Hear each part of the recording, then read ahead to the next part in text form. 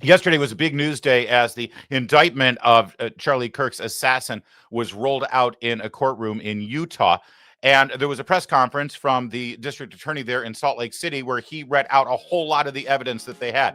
But if you were watching ABC News, well, the news was delivered in a very unique way, a troubling way. I'll let you see it and then we'll discuss. Take a look.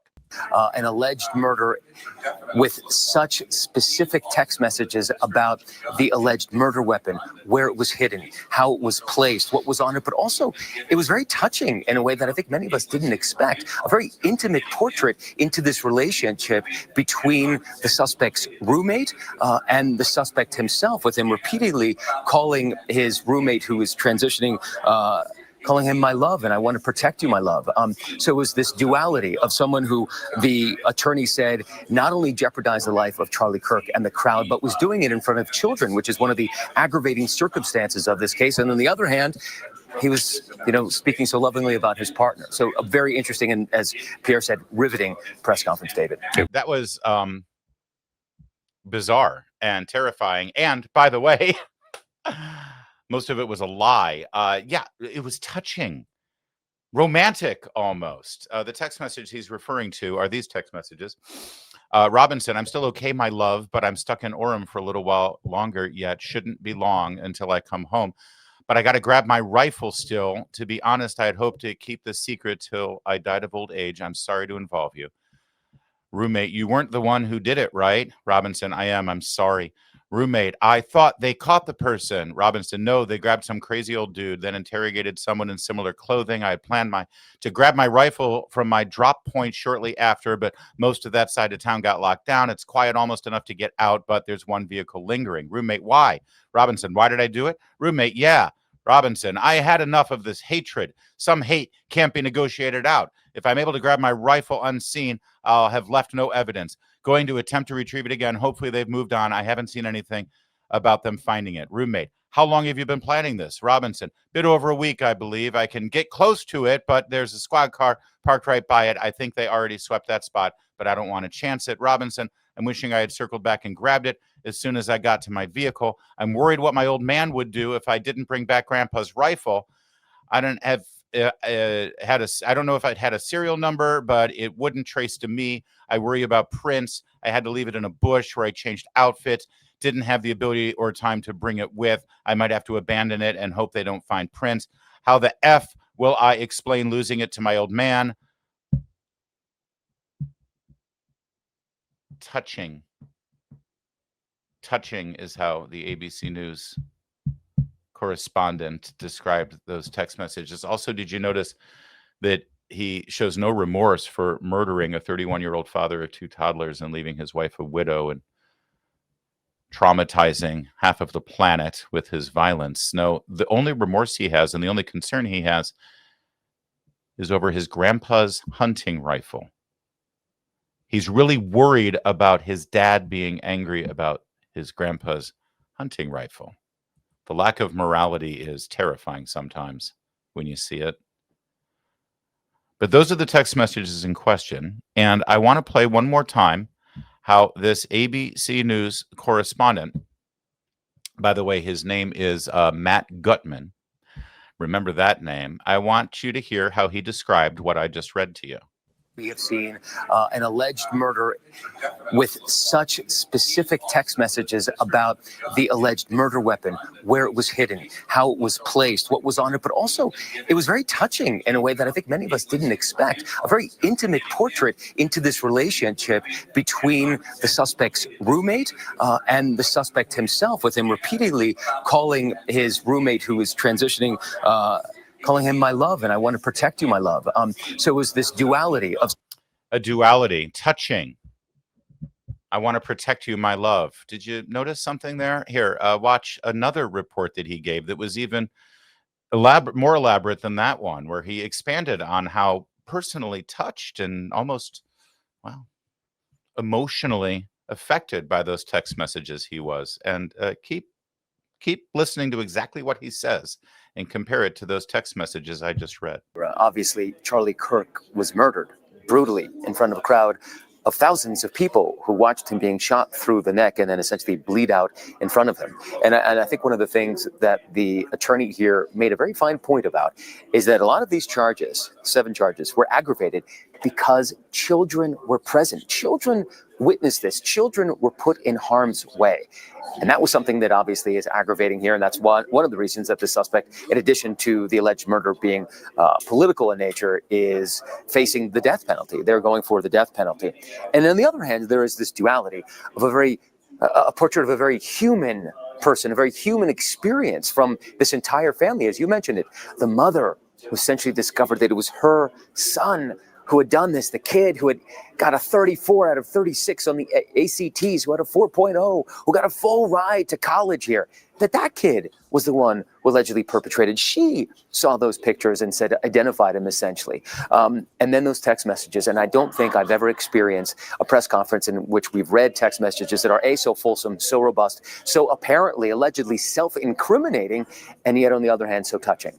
Right, with the suspect reaching out to his roommate, who is allegedly his boyfriend, who we understand, identified as male at birth, now identifies as female, and the terminology he used. He was trying to protect him. He kept calling him my love. My reason for doing this is to protect you, but also asking him to delete the messages and not speak to law enforcement. So there's this heartbreaking duality that we're seeing very tragically playing out. Yeah. All right. So you caught it. Did you catch it? I hope you caught it. Let me just read it back to you here. As allegedly his boyfriend, who identified as male at birth, now identifies as female, and the terminology he used, he was trying to protect him. He kept calling him my love. My reason for doing this is to protect you, but also asking him to delete the messages and not speak to law enforcement. Funny thing about Mr. Gutman's report there. I think I described it earlier that it reads like a romantic novel or something, that, Mr. Gutman was swept away by the romance of these two. Setting aside the murder in the background, Bonnie and Clyde, they had some murders too, but what a love story, right? Natural Born Killers, remember the Oliver Stone movie? But they were really in love. It was really just a love story. Sure, a little violence thrown in there. Here's the thing. Mr. Gutman is kind of writing his own romance novel here. This line, my reason for doing this is to protect you. By the way, that's an alibi. Or not an alibi, that's an excuse. That's sort of like a motive, right? That Mr. Gutman, the ABC News reporter, just quoted to all the viewers of ABC News as if it was news. And here's the problem. He never said that in any of the text messages. In any of the text messages, the ones I just read to you in the second page of the text messages, nowhere in there does he claim that he's trying to protect his gay lover. Nowhere. He made that up. He invented it. It was something that just formed in his own imagination. He was so taken away by the undying love of these two men. And sure, one of them's a murderer and the other one might be an accomplice or an accessory to the crime. But the love, he made it up. He just made it up. Today, he took to X and attempted to explain his behavior. I'll report, you decide. Yesterday, I tried to underscore the jarring contrast between this cold-blooded assassination of Charlie Kirk, a man who dedicated his life to public dialogue, and the personal disturbing texts read aloud by the Utah County attorney at the press conference. Oh, I'm sorry. They're disturbing? You didn't describe them as disturbing yesterday in the heat of the moment. Oh, sure. Now that you've had 12 hours to work with the PR and defamation lawyers at ABC News and Disney, you've been able to come up with the word disturbing. But at the time when you were reporting, doing your job as a reporter, you didn't call them disturbing. You called them touching. How can they be disturbing and touching at the same time, Matt? I deeply regret that my words did not make that clear. People are calling this an apology. Do you hear an apology in here? Do you hear the words, I'm sorry? Do you hear the words, I was wrong?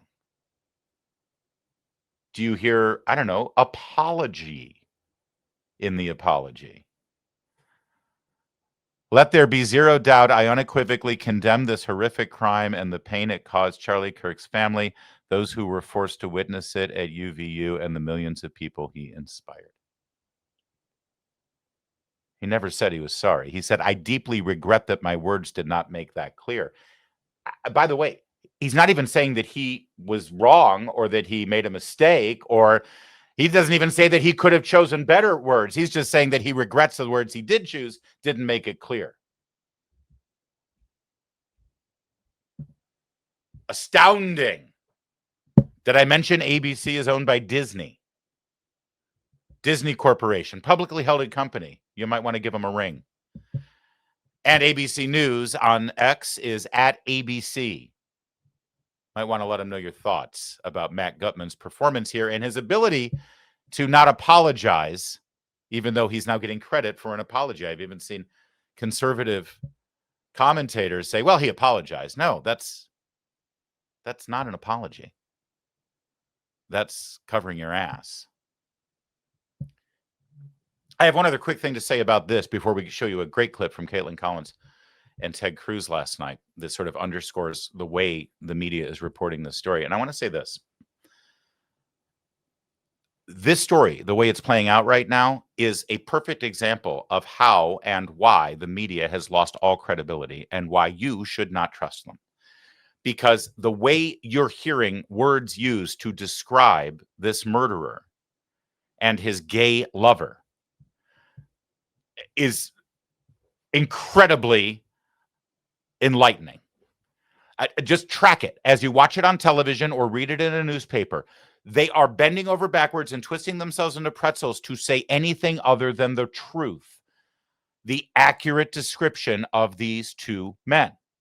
This is a suspected murderer, and his gay lover. But they don't call him that. They call him a roommate. Or they'll call him his friend. Or they'll call him his roommate who was transitioning and identifying as a woman, which is nonsense. He was a gay man who liked to dress in furry costumes and pretend that he was a girl for kinky reasons, okay? Now, if you don't want to be that explicit in your news reports, and I can understand why not, just say, this is a gay man and his accomplice is his lover. But they won't say that. Do you know why they won't say that? Do you know why they won't say that? Because they would hate to feed into the cultural misconception that a member of the LGBTQ community could be violent or could be a criminal. You see, they have warped themselves into believing that the suspected murderer isn't gay. If you actually said, is he gay? They said, no. Oh, really? Well, tell me something about, the sexual relationship and the romantic relationship he was in. Oh, well, it was with a transgender woman. Wait, hold on. With a what now? Well, there was some furry stuff going on there too. Okay. So he was in a sexual romantic relationship with a human being who has a penis, right? And they engaged in romantic, intimate activities, both of these human beings, and they both have penises, right? That's homosexuality. Now, because one of them decides to dress up in funny costumes doesn't change the fact that these are two homosexuals. And they can't say it. They refuse to say it, not because it's not true, and not because it's not factual, and not because it's not part of the story. They refuse to say it for politics. They refuse to say it because of their woke ideology and because they're under the thumb of the speech police, either in their corporate boardroom or they're worried about human rights campaign. We don't care about that here. We'll tell you the truth. Here's the bottom line. As long as these reporters and these teleprompter readers and these media companies try to convince you that a man can be pregnant and trans women are women, you can't believe a thing they say, nor should you. Unless You are getting your news and information from an outlet or a person or a streaming show like this one or a podcast where the host will sit and look you in the eye, respect you enough to say trans women are men. Unless they're doing that, you shouldn't trust them. They don't deserve your trust. And it is a remarkable thing to witness. He's a roommate. He's a friend. They're gamer buddies. No, he's his gay lover. He's a gay man. He's got a gay lover who likes to dress up. And he murdered Charlie Kirk because he's filled with hate. Left-wing political hate. Those are facts, undeniable facts. And people who make millions of dollars and call themselves journalists refuse to tell you that. But I will tell you. You deserve the truth. How bad is the gaslighting? Take a look at CNN last night. Caitlin Collins, who started out her journalism career at the Daily Caller, hired by Tucker Carlson, and Vince Coglianese was her editor-in-chief. And boy, she's come a long way. Here's Caitlin Collins trying to gaslight her audience, claiming we don't really know the motive, and we don't know what happened here, and we don't know why this occurred. But Ted Cruz, thankfully, was on set with her. And Ted Cruz let the audience know the truth. And we don't have a motive yet. We don't know yet. We're waiting. Obviously, we've heard what the governor's had to say, what the FBI director said today. Come on, we don't have a motive yet. We know we don't have a motive yet. What's happening with really? That's CNN's position. I mean, from law enforcement, he just happened Senator. to fire the gun in celebration. You can't tell the motive, Senator. Here. That's not what I said. And I said law enforcement hasn't laid out a direct motive. They've laid out a lot of evidence here of these messages and what actually the they shooter have. said They've said that he was a left-wing activist who hated Charlie Kirk. Pardon? Senator, with all due respect, you know exactly what I'm saying. I'm not arguing with you politically. I'm saying that law enforcement has not put a specific motive. You know that there's a difference of what they're putting in a legal argument than what you're talking about. And you're not even we're not even arguing about the facts here. What you just said is false, Senator Caitlin. No. Caitlin. Facts. Hold on a second. Let me answer your statement because what you said is factually Senator, with false. all due respect, law enforcement. With all due respect, you're putting a lot of statements that I did not say. And I want to get back to, we just laid out the facts. You just said law enforcement has not laid out a motive. That is objectively false. And we just spoke to the Deputy Attorney General. That is objectively false. They have not set a concrete motive of exactly what it was. They've laid out every evidence that we know so far. By the way, I'm going to pick this up right where we left off. It's a minute 18 into this clip. But do you know what she's saying? Now, do you see what she's done? I love showing you the pivot they make. She's now saying, Senator, all I said was that law enforcement has not laid out a concrete motive.